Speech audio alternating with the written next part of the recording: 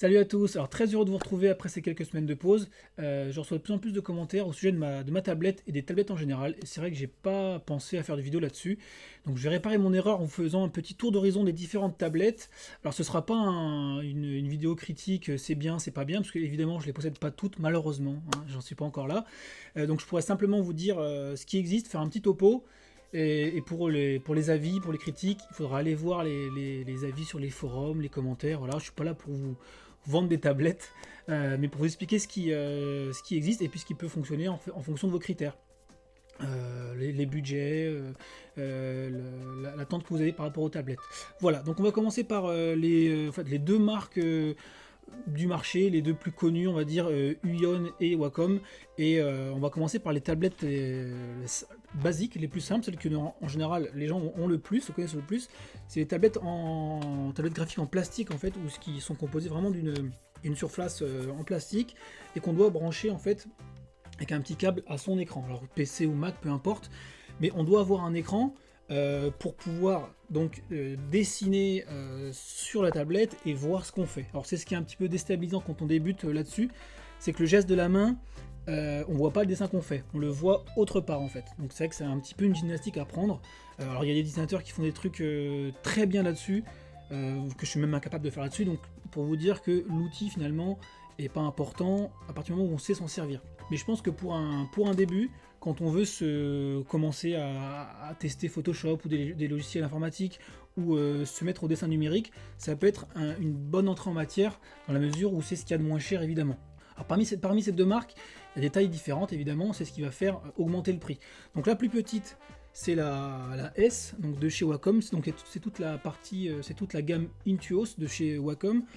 Alors une chose importante, si vous optez pour ces tablettes-là, que ce soit Uion ou Wacom, faites attention dans les descriptions entre la taille de la tablette et la surface active en fait. Alors la surface active c'est quoi? C'est la surface de la tablette qui va être sur laquelle le stylo va marcher. Donc là pour tout vous dire en fait, alors ça c'est une feuille A4 basique d'imprimante. Donc je la coupe en deux, enfin je la divise en deux, ça fait un A5, je la divise encore en deux, oups, ça fait un A6.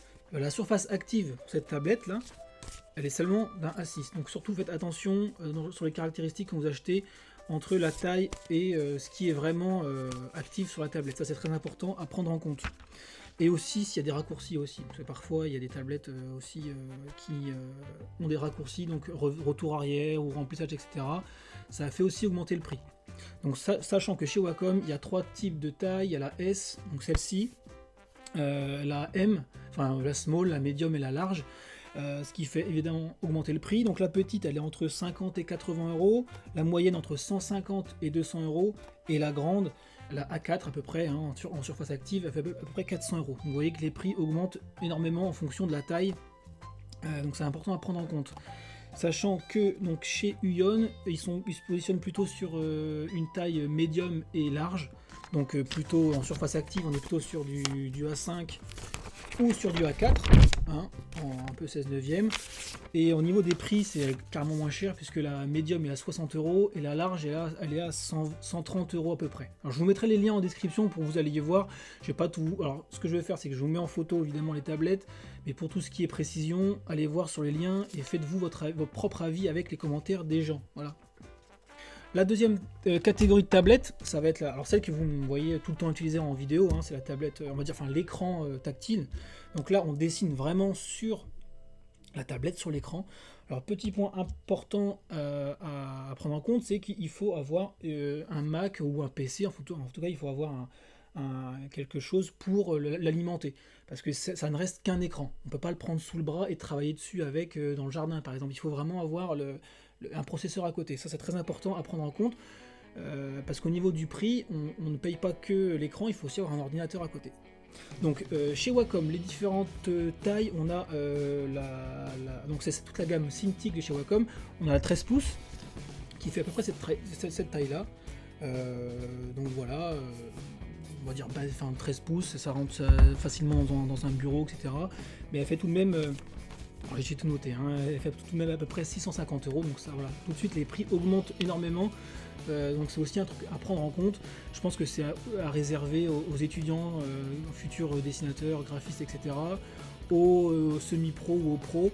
C'est vrai que comme c'est un gros budget, si pour vous c'est un loisir, le dessin est un loisir, ou si vous êtes jeune, voilà, faut pas casser sa tirelire, ça reste des gros budgets, et on sait jamais si pour vous c'est vraiment juste comme ça fait quand même cher le matériel. Donc attention à prendre en compte par rapport à votre utilisation. Après, si vous avez les moyens, évidemment, vous pouvez foncer. Donc la 13 pouces qui est celle-ci, la 22 pouces que vous voyez utiliser tout le temps, de chez Wacom, là, Cintiq. Donc pour celle-ci, je la connais, donc je peux vous dire que elle est bien, voilà. Ça fait plusieurs temps qu'on m'en sert, elle est très bien. Ils font aussi, donc celle-ci, elle fait entre 1500 et 2000 euros. Vous voyez, encore en termes de prix, ça augmente beaucoup. Vous êtes beaucoup à me demander sur internet, en commentaire, le prix, qu'est-ce que c'est, etc. C'est vrai que quand je lâche le prix, tout de suite vous dites ah ouais d'accord, oui. Donc effectivement sur des tablettes coûte assez cher, donc vraiment à réserver je pense à une utilisation semi-professionnelle ou professionnelle, ou étudiant si vous avez les moyens, voilà.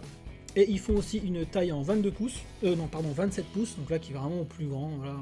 Encore une fois pour les designers automobiles, choses comme ça, donc là c'est vraiment énorme. Et là on est aux alentours de 2000 euros, 2500 euros, donc voilà, c'est assez conséquent.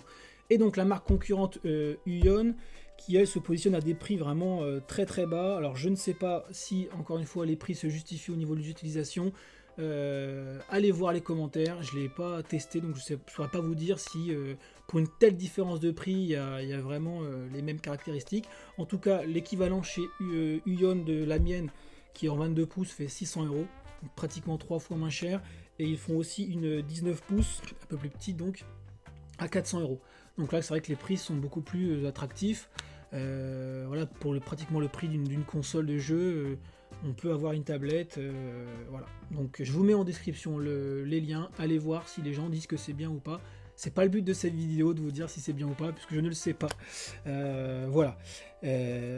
Donc ça c'était pour la gamme écran tactile. Et donc on a une dernière gamme. Alors là pour le coup il n'y a que Wacom qui se positionne sur celle-ci, puisque c'est la gamme Cintiq Companion. C'est une tablette en fait graphique, donc il n'y a qu'une seule taille, c'est la 13 pouces, c'est celle-ci. Et en fait, l'avantage de celle-ci, c'est qu'elle possède son propre système d'exploitation, donc Windows ou Android. Donc on peut, contrairement à celle-ci, aller dans son jardin et puis dessiner ou voyager. Donc elle est vraiment réservée à une utilisation, je pense, professionnelle. Et puis si on voyage beaucoup, si on n'a pas forcément de bureau attitré, on peut bouger facilement avec cette tablette et dessiner n'importe où. Donc ça, c'est vrai que c'est pas mal. Par contre, évidemment, le gros point noir, entre guillemets, c'est le prix, puisqu'elle coûte entre 1500 et 2000 euros. Ça va prendre en compte le tarif, votre utilisation, etc., etc. Tout ça est très important, sachant qu'il y a à peu près pour tous les budgets, entre les tablettes simples, celles-ci, etc. Alors si ces vidéos sur les tests de matériel vous intéressent, n'hésitez pas à me le dire en commentaire, je pourrais en faire d'autres. Alors évidemment, si j'ai les moyens de me les acheter et puis de les tester, hein, parce que sinon je pourrais pas. Si vous me demandez de tester la 27 pouces de Wacom, je ne pourrais pas, je suis désolé. Mais pourquoi pas, si c'est un truc qui peut vous être utile sur, je sais pas moi, des stylos, des plumes pour ancrer, ça peut être intéressant si ce genre de vidéo vous plaît. Sachant que pour vous dire toute la vérité, j'ai reçu un mail de Uion il y a quelques mois pour tester une de leurs tablettes. Alors j'ai toujours pas répondu parce que je sais pas encore me positionner là-dessus.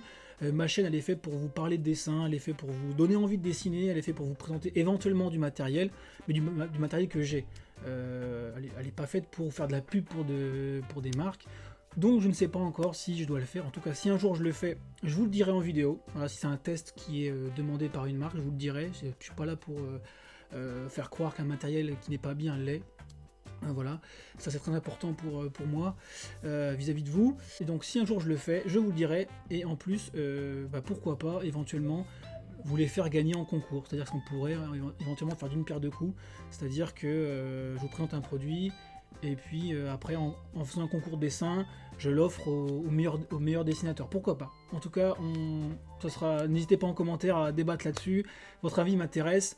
Et puis voilà, encore une fois, l'important c'est de dessiner, quel que soit le matériel. Encore une fois, si vous êtes fan de, je sais pas, Dragon Ball, Naruto, One Piece, ça a été fait avec simplement des feuilles et des crayons. Donc ça c'est très important à retenir. Vous n'êtes pas forcément obligé de casser votre tirelire ou d'embêter vos parents pour acheter des tablettes hors de prix. Si vous aimez le dessin, rien ne vous empêche de faire ça sur papier, crayon.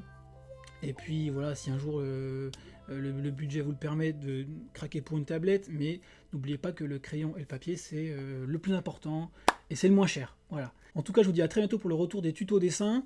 Et puis très rapidement les vidéos corrections, puisque ça fait genre soit plein de dessins, il faut vraiment que je le fasse, faites à la bourre. En tout cas, portez-vous bien, je vous dis à très bientôt, et surtout, n'oubliez pas à vos crayons, voilà, donc graphique ou classique. Bye bye.